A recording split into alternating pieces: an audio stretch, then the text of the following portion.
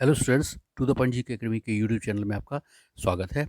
मैं हूं डॉक्टर संजय कमठानिया और टॉप 10 क्वेश्चंस करंट अफेयर्स के लेके आपके सामने आया हूं। इंग्लिश वर्जन भी है, रिलेवेंट इमेजेस भी हैं और उससे जुड़े हुए महत्वपूर्ण तथ्य भी हैं, मतलब रिलेटेड फैक्ट्स भी हैं, जो कि आपकी तैयारी को और बेटर करेंगे और ज़्यादा फोकस्ड करेंगे।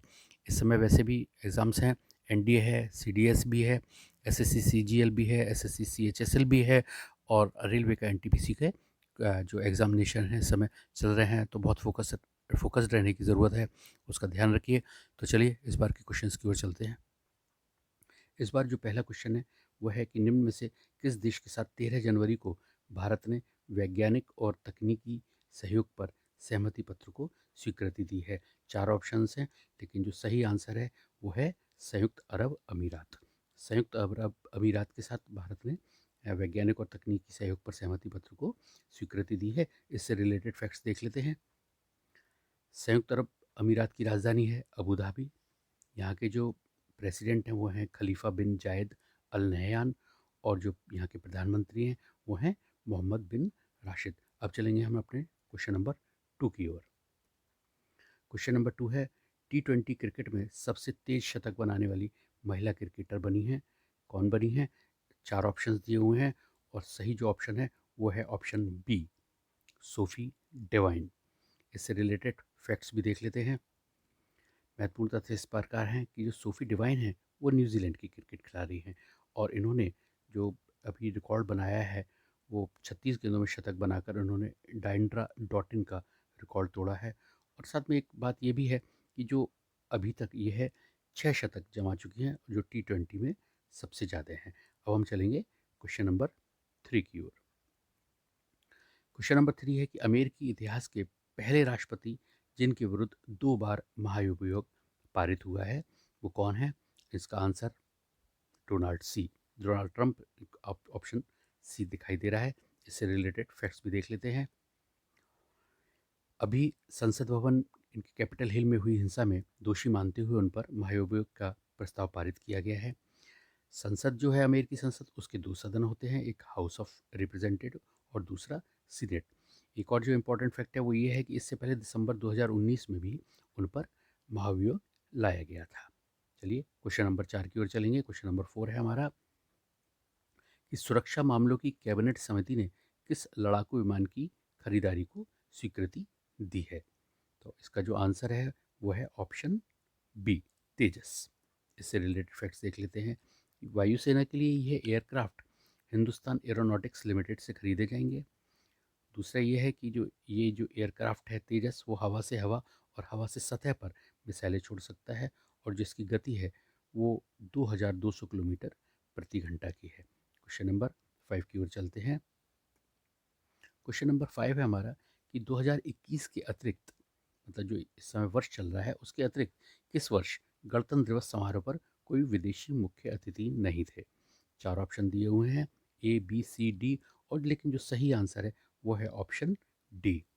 ऑप- मतलब 1966, 1953 और 1952 में भी वर्ष में कोई भी विदेशी मुख्य अतिथि गणतंत्र दिवस की समारोह में शामिल नहीं हुआ था। इससे रिलेटेड फैक्ट्स देख लेते हैं कि क्या इस बार जो फैक्ट्स हैं वो ये हैं कि जो गणतंत्र दिवस समारोह 2021 का था उसके लिए मुख्य अतिथि के रूप में ब्रिटेन के प्रधानमंत्री बोरिस जॉनसन को आमंत्रित किया गया था, लेकिन ब्रिटेन में कोविड-19 के नए स्ट्रेन मिलने के बाद उन्होंने भारत का दौरा रद्द कर दिया। क्वेश्चन नंबर 6 की ओर चल रहे हैं। क्वेश्चन नंबर 6 है हमारे इस बार कि भारत नेपाल संयुक्त आयोग की छठी बैठक कहाँ हुई है? ऑप्शन 4 हैं, लेकिन जो सही आंसर है वो है ऑप्शन ए, न्यू दिल्ली। इससे रिलेटेड फैक्ट्स देख लेते हैं कि इस बैठक में जो भारत नेपाल की संयुक्त आयोग की जो बैठक हुई है उसमें व्यापार, ऊर्जा और अन्य विभिन्न क्षेत्रों में द्विपक्षीय सहयोग पर सहमति हुई है। नेपाल के विदेश मंत्री हैं प्रदीप कुमार ग्यावली और भारत के जो विदेश मंत्री हैं वो हैं एस जयशंकर। अब चलेंगे क्वेश्चन नंबर 7 की ओर। अब इस बार का जो क्वेश्चन नंबर 7 है वो है सी विजिल 21 क्या है? चार ऑप्शन दिए हुए हैं, लेकिन जो सही आंसर है वो है तटीय रक्षा अभ्यास, मतलब कोस्टल सेफ्टी एक्सरसाइज। और इसके जो रिलेटेड फैक्ट्स हैं वो देख लेते हैं। रिलेटेड फैक्ट्स, ये भारत का सबसे तटीय रक्षा अभ्यास है, सबसे बड़ा, और इसका आयोजन अभी 12 और 13 जनवरी को ही भारतीय नौसेना ने किया गया है। किया है। इसके अंतर्गत 7,516 किलोमीटर का तटीय क्षेत्र और विशेष आर्थिक क्षेत्र सम्मिलित था। क्वेश्चन नंबर 8 की ओर चलेंगे फटाक से। क्वेश्चन नंबर 8, राष्ट्रीय हरित प्राधिकरण के अध्यक्ष कौन है? 4 ऑप्शन हैं, option A, B, C, D, और जो सही ऑप्शन है वो है आदर्श कुमार गोयल, यानी कि ऑप्शन बी। रिलेटेड फैक्ट्स की ओर चलेंगे कि राष्ट्रीय हरित प्राधिकरण जो एनजीटी की स्थापना वो 2010 में की गई थी, और यह पर्यावरण संबंधित कानूनी प्रावधानों के प्रवर्तन और प्राकृतिक संसाधनों के मामलों के प्रभावी और त्वरित निपटारे हेतु इसकी स्थापना की गई थी। हाल ही में चर्चा में इसलिए आया कि एनजीटी द्वारा प्लास्टिक के पेन को प्लास्टिक अपशिष्ट प्रबंधन नियम 216 के अंतर्गत उन्होंने प्लास्टिक माना है। क्वेश्चन नंबर 9 की ओर चलेंगे। क्वेश्चन नंबर 9 है कि हाल ही में अमेरिका ने किस देश को आतंकवाद प्रायोजित करने वाले देशों की सूची में शामिल किया है? 4 ऑप्शन है और सही है option option C, Cuba. Related facts देख लेते हैं। क्यूबा की राजधानी जो है वो है हवाना, और जो क्यूबा के प्रधानमंत्री हैं वर्तमान में वो हैं मैनुअल मारेरो, और जो क्यूबा के राष्ट्रपति हैं वो हैं मिगुएल डियाज। क्वेश्चन नंबर 10 की ओर चलेंगे। क्वेश्चन नंबर 10 है हमारा कि संघ लोक सेवा आयोग के नए अध्यक्ष कौन बने हैं? और जो सही आंसर है वो है ऑप्शन बी, प्रदीप कुमार जोशी।